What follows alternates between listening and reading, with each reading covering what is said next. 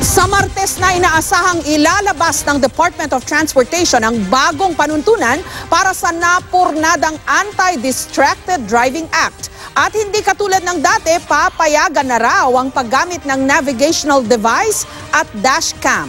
Nakatutok si Susan Enriquez. Kalituhan ang idinulot sa mga motorista ng pagpapatupad ng Anti-Distracted Driving Act o ADA.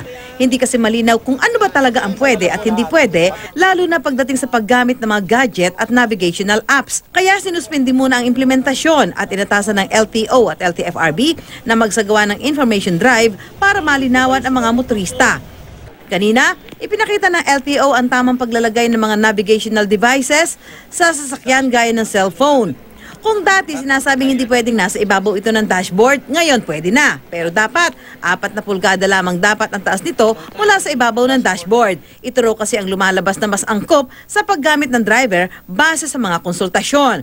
During the review of this provision, coming from our resource persons, na yun ang na-arrive na suggestion.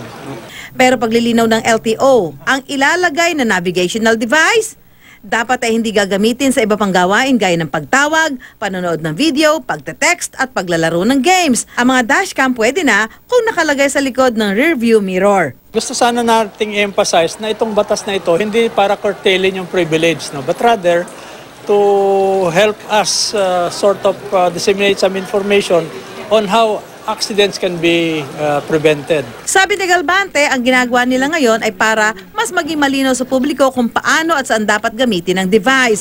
Para daw ito sa kaligtasan ng nagmamaneho at kaayusan ng paglalakbay. Pabor naman ng ilang motorista sa hakbang na ito ng LTO. Magandang tingnan pa rin. Merong gadgets. Dyan sa... Kasi ano na tayo eh. Future na eh. Hindi So, pag nilagay nyo yan, magagamit nyo na, pahig po ba kayo? Oo, pwede. Dahil? Hindi naman nakakasturbo. Susan Enriquez, Nakatutok, 24 Oras.